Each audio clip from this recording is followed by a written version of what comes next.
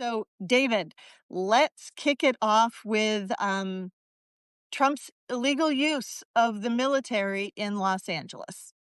Yeah, so the bad news is in sort of history, there are gonna be few times where people have seen so much overreach by one administration at one moment. That's the bad news, and I think we're gonna look back on this time, if everything turns out the right way it needs to, as this moment of total extreme overreach.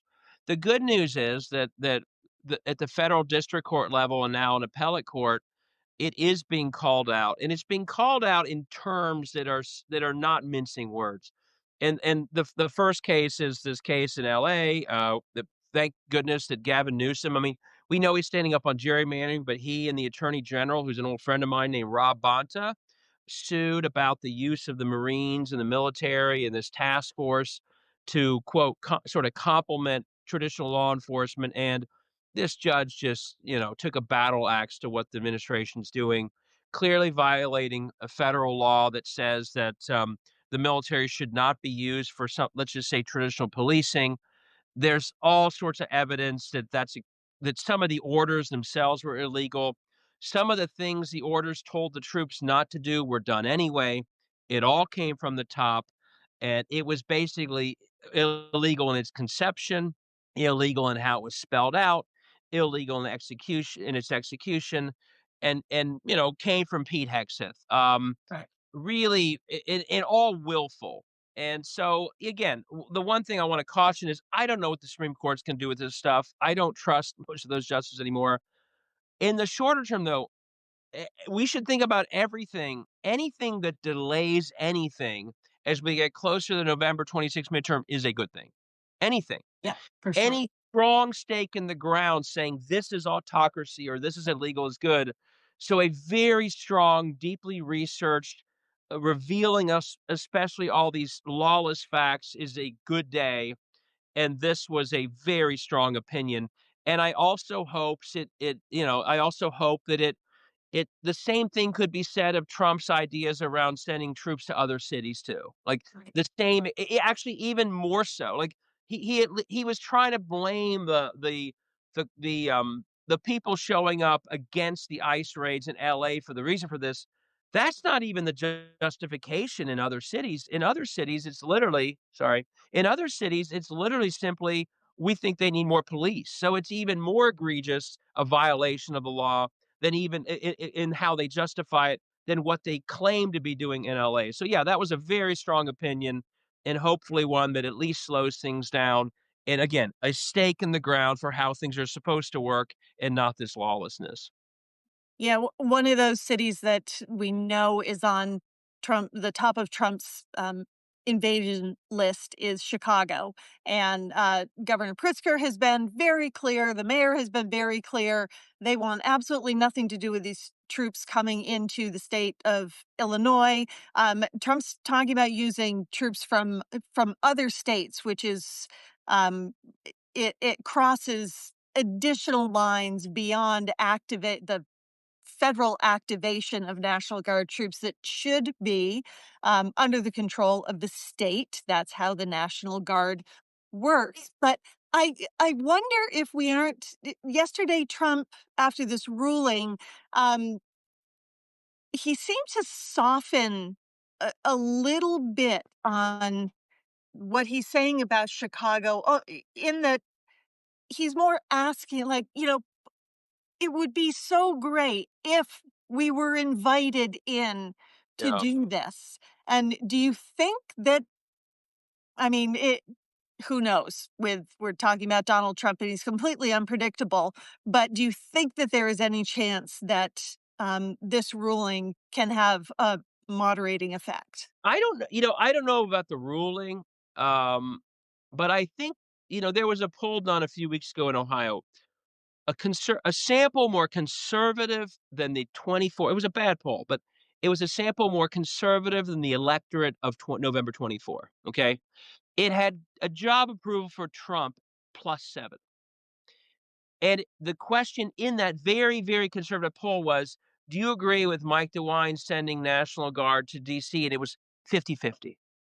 So if in a +7 Trump job approval poll, it's split 50-50, you give me a real poll where Trump's approval rating is where it really is, which is Yeah. He's underwater. he's This underwater. is not good politics, and Yeah. it doesn't matter if it's Illinois, and I so one thing I think, and sometimes Democrats get a little passive on this, say, "Oh, don't talk about this stuff, because it's crime." Well, I believe that one of the reasons, if you look closely, most of the times where Trump's negatives dip further beyond the fact that they're underwater because of costs and cuts to Medicaid, it often comes at moments where, like, it's peak autocracy. Something feels especially inappropriate.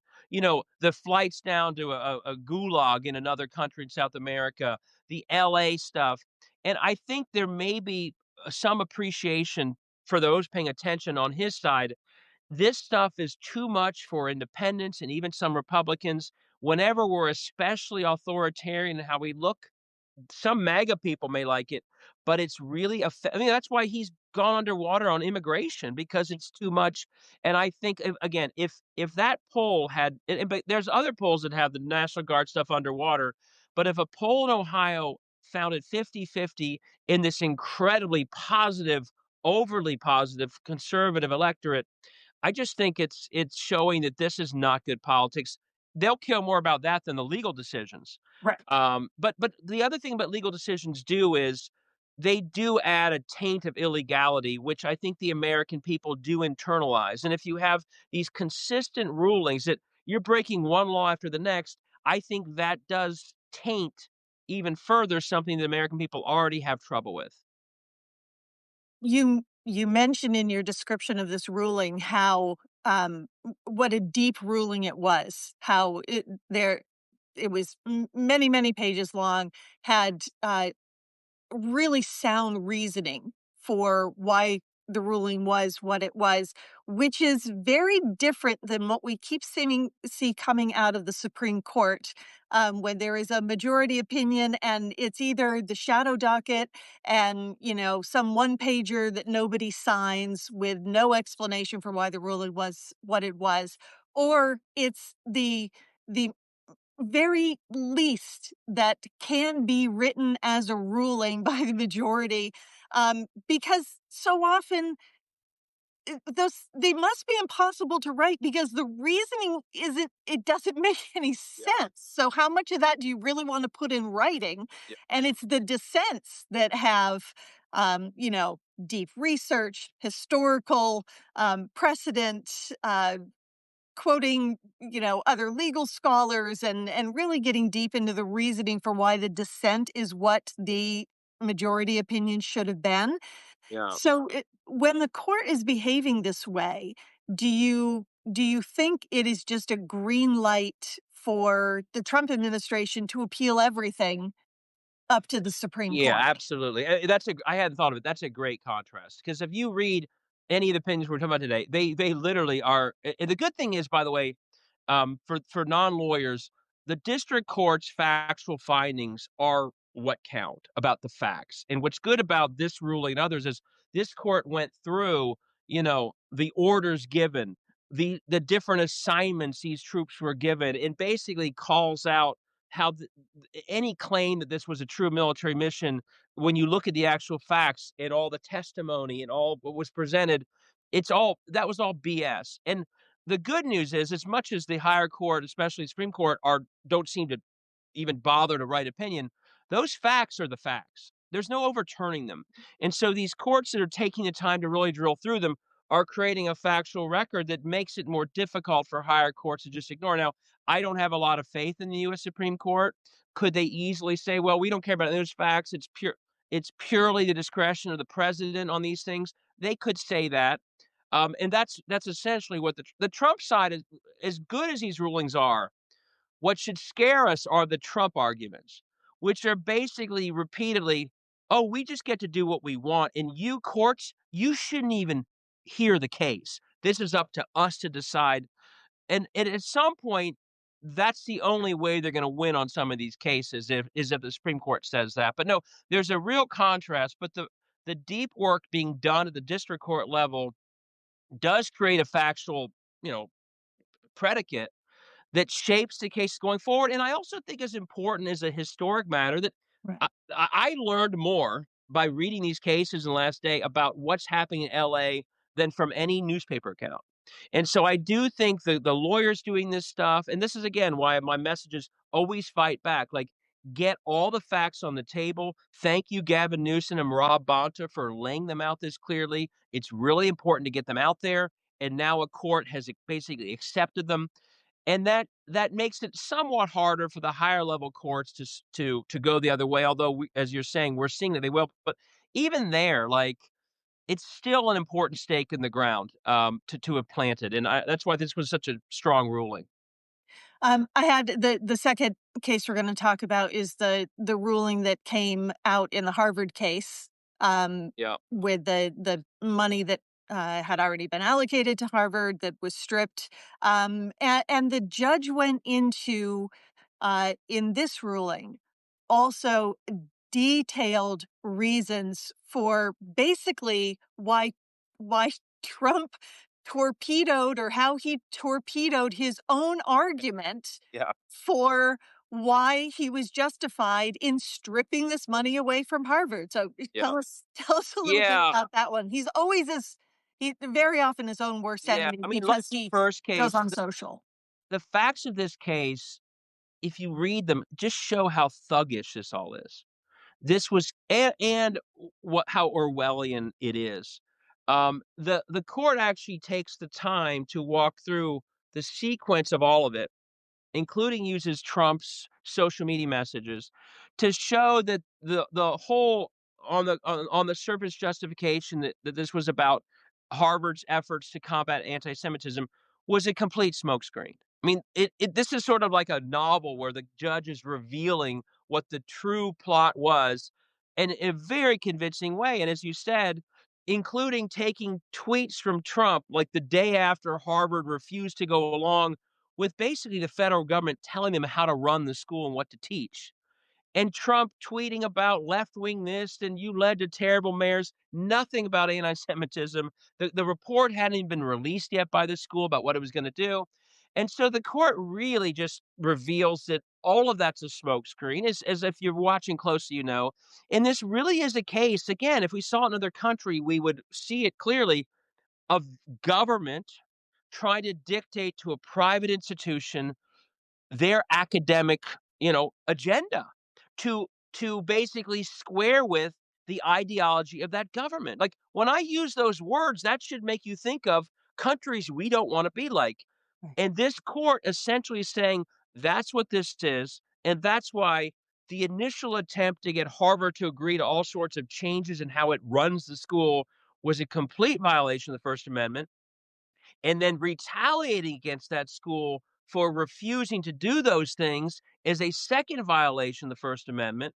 Holding up money and conditioning it in itself because you want them to do certain things is another violation of the First Amendment, as is trying to generally coerce a private institution to do. I mean, all of this completely lawless. And then the court takes the time to say, and by the way, the justification that this was about anti-Semitism just doesn't square with the sequence of things that's happened. But the whole thing is this nonstop barrage by a government to convince a university or coerce it to basically get in line with its ideology. That's what Viktor Orbán does. That's what JD Vance says when he's in speeches saying the universities are the enemy. That's what this is playing out. And again, the court record, the record the court puts together is devastating. And again, says very clearly all of this is just a clear violation of the First Amendment. And this is why I say all these schools, all of them, it's the same violation of the First Amendment being used against all of them. All the law firms, they would win the cases because all of this is inappropriate. And I know it's painful in the short term, but when you cave to this stuff, you're legitimizing purely lawless bullying. You cannot do it. You have to stand strong because in the end, I hate to say, I don't want to predict anything. I don't think the US Supreme Court would disagree with this opinion. I really don't. I think that, I mean, again, we may be on in a year and I may eat those words, but the attack on a university, by the way, let's remember Who is Harvard's lawyer here? One of the most conservative lawyers in America who like ushered Brett Kavanaugh onto the US Supreme Court. His name is Bill Burke. Like Harvard's lawyers are conservative stalwarts. It's the I can't remember his name now, but the guy who did the Biden s classified documents, Robert Hur, he's a lawyer for Harvard. So it's not like this is a group of left-wing lawyers showing up the US Supreme Court if this goes there. This is conservative lawyers who sometimes clerked on that court for conservative justices. The bottom line is it's so damn illegal that no one should be caving to it, and they should be standing up to it. And I think you'll win again and again if you do. It is, the Supreme Court or this district court is not going to use the words blackmail or extortion in the ruling, but this was clearly a case where the president of the United States was extorting Harvard University for exercising their rights under the First Amendment of the US Right. Constitution. It's just, I mean, it's so incredibly clear and for it being the president who is attempting to stop the use of the Yeah. First Amendment, especially one who is, has made such a very big deal about the voices of conservatives and right leaning and right wing voices being tamped down and Yeah. deplatformed and all the Uh, rest of it, that we really need to have free speech everywhere for free speech is going to exist. And we know that that's yeah. BS because that's what he does. And just to be clear, from your first question, eh, I think the court enjoyed being able to go through a long paragraph of Trump tweets and whatever else he does on his little channel over there, because the timing. I mean, if the poor Trump lawyers, like here they are saying this was only about the anti-Semitism report, But which how about came this? later, and here it's like actually the Trump tweeted nonstop about how Harvard was a left wing this and did this terrible and was woke and all that. So Trump, as often is the case, is his own worst enemy when it comes to legal cases where he provides a trail of evidence against his own team's argument. I was a little bit, disheartened by the tepid response that Harvard put out, the statement that they put out after the ruling.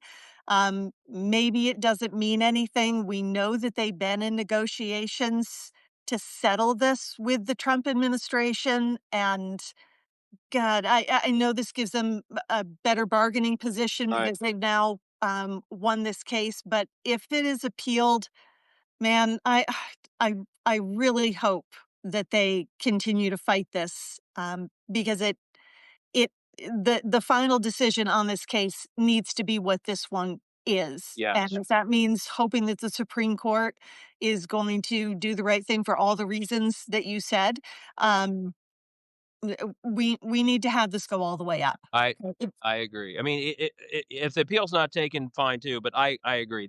The by the way, if these a lot of the cases cited in these cases, the first we talked about, are the bedrock pro democracy cases that we study in law school. If these go to the Supreme Court, they will be that as well. I mean, this Harvard case, the case out of California, these will be, again, for good or for bad, signature cases for, generations. If the Supreme Court were to say, let's say 5-4, no, this is not or 6-3 would be better, but again, it could go the other way. This you cannot do this. This would go down as one of the First Amendment cases that law students will be studying, just as some of these others are. It's that big. These are such central principles about academic freedom, First Amendment, retaliation that we are seeing on the pathway, like signature historical cases. Again, the kind that I studied, when true, whether it's Korematsu or whether it's, Youngstown Steel, these famous, famous cases, these are of that type. Yep, and Columbia could have had its name on this Yeah. case, but Yeah. we know the decision that was made there. Yeah. Um, Final case that we're going to talk about today is the illegal activation of the Alien Enemies Act. This is all about one of the many ways that Trump is trying to illegally deny due process Right. and for people to be able to claim asylum in the U.S. Can you Yeah, so give us a basically, lowdown on this one? yeah, let me look up what I wrote so I got it real quick. I just discovered I was looking up David Pepper. There's another David Pepper on Substack. So I hope he writes okay. Pepperspectives Yeah, is the Substack you want. No offense exactly. to the other David Uh-oh. Pepper, he might Uh, be doing great stuff. by the way, I'm watching this right now as we see this. So, what I would say is, 1 second. So Trump is basically trying to convince the courts that we've been invaded by another country. I mean, that's the only way you can trigger the Alien Enemies Act, that we have been invaded by Venezuela. Um, and the court is basically I actually this was a really interesting decision because these justices they did what a Scalia would want. They went back in time to study every single word of the wording of the Alien Enemies Act. Like, what did they mean by um, uh, predatory incursion? What did they mean by invasion? And Trump is basically trying to greatly water down those words to be, oh, that they weren't talking about military invasion. They were essentially talking about immigrants coming in this court. And this one is probably going to be a little tougher, the Supreme Court, because I can see the Thomas and others widening the terms predatory incursion just as Trump wants.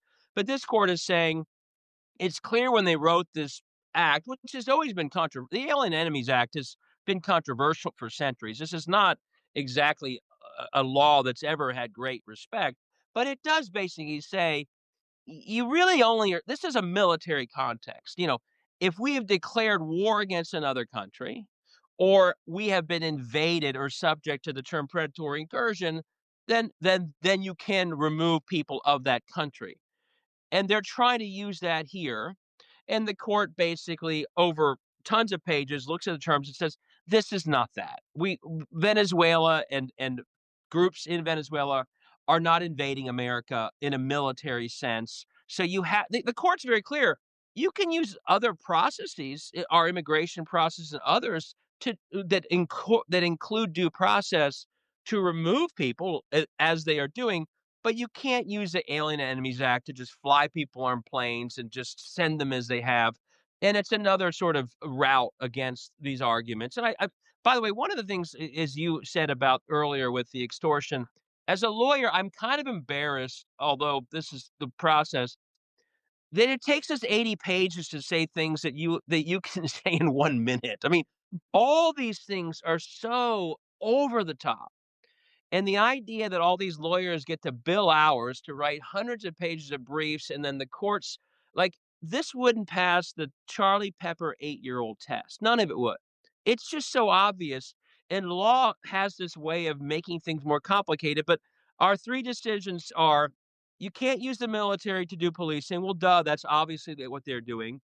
You can't force your ideology on a private university. That's what they're doing. In this case, we haven't been invaded by Venezuela, like, so we can't act like we have, is essentially what this court says, and lawyers take a very long time to explain things that I think are pretty damn obvious at this point, and that's why, I'm glad these opinions are written, but I hope some of the common sense of this stuff also breaks through with everyday Americans, and I think it actually is. I find the Venezuela stuff so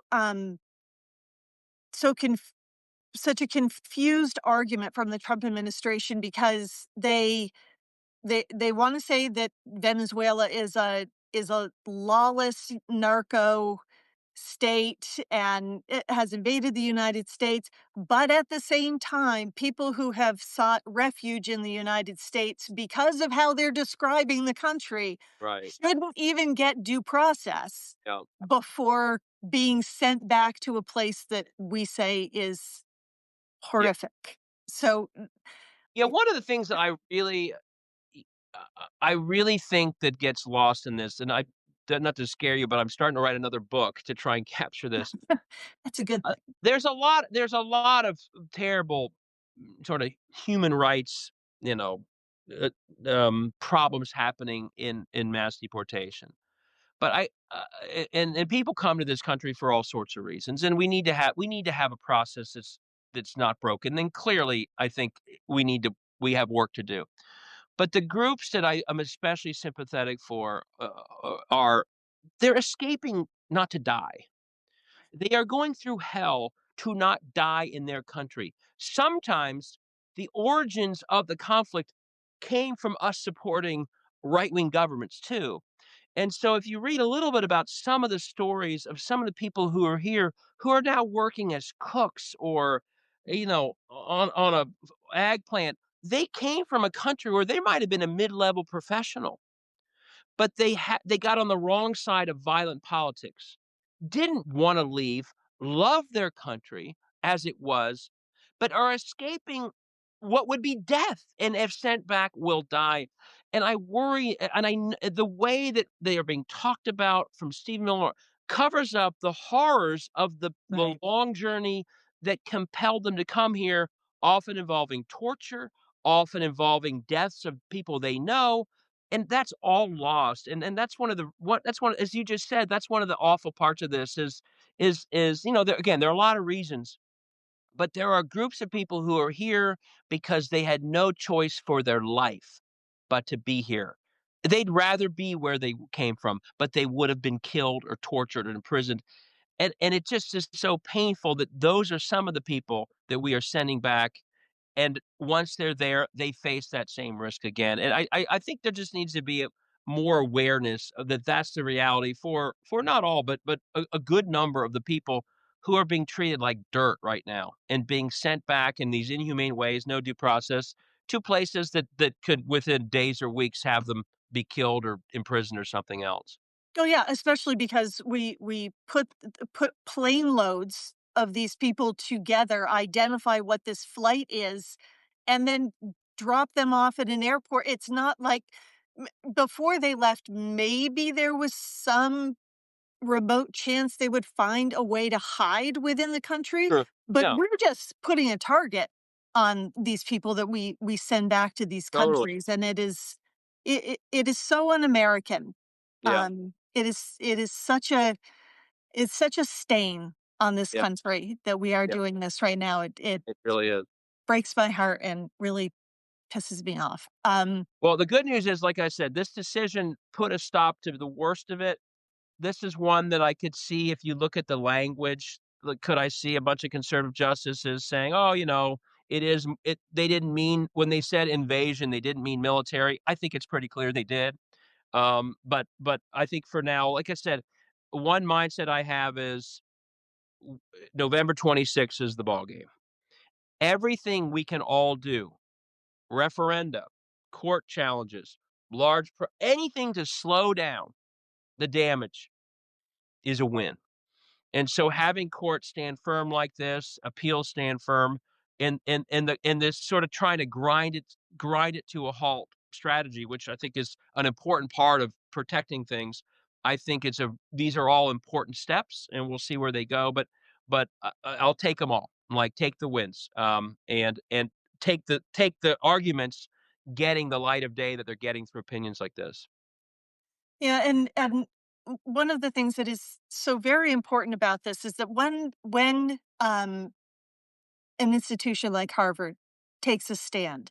They are not just taking a stand for themselves. They are not just protecting themselves. This is so much bigger than these individual institutions or things happening in one American city or a particular group of immigrants who are being deported without due process. That it is worth fighting these things because the next person or the next city or the next institution has a little bit more defense It, against this happening to them. And as Americans, as American institutions and states and cities and citizens, we have a responsibility to not just be thinking about how everything individually can have an impact on us, but yeah. we have to, especially right now, be thinking about what that ripple effect is if we aren't standing up and fighting back every chance we get. And again, I like that you framing them positive, but it's the same in a negative sense. When you cave, you are creating momentum against the others. So if one university caves, we know what happens. Trump and what's her name, the Secretary of Education, and they'll go to other schools and say, "Hey, Harvard, On to the next one. Columbia says that, Columbia is legitimizing our bullying. You need to cave too. So you're either lifting and creating a sort of a joint resistance, or you're undermining. There's no middle. And so, again, I think you're absolutely right, the win in LA helps Illinois say, "This is not an appropriate use of the military. That what you are doing is just like that. It's illegal." So absolutely, everyone who's stepping up, it creates momentum in a positive way, and if you cave, you literally are look around you. If you're one school, when you cave, every school around you, you should feel guilty around them because you made their life harder. You made their resistance not just a little bit, in some cases, a lot more difficult. Yeah, and that's not how we can function Right, if we wanna have a democracy, if we right, wanna be able to have good things in the right. United States. David, I wanted to get to Virginia today, but I'm gonna save it for next week because Okay, I wanna take more than 2 minutes to talk about it, but yay, good. Virginia, and we'll talk about why, I can't what they have done is so important, next week, and thank you, as always, everybody for being here. Please share these conversations, support the work of Lincoln Square, support the work of David and Perspectives. It is essential that we are doing what we can to lift up the voices of pro democracy, pro truth, pro fact, media folks, individuals, activists. So, whatever you can do to lift up the conversations that are happening and fight on your own level, it all matters. Every single little thing matters right now. So, David, thank you as always, tha and we will see y'all next week. Take care, everybody. Thank you.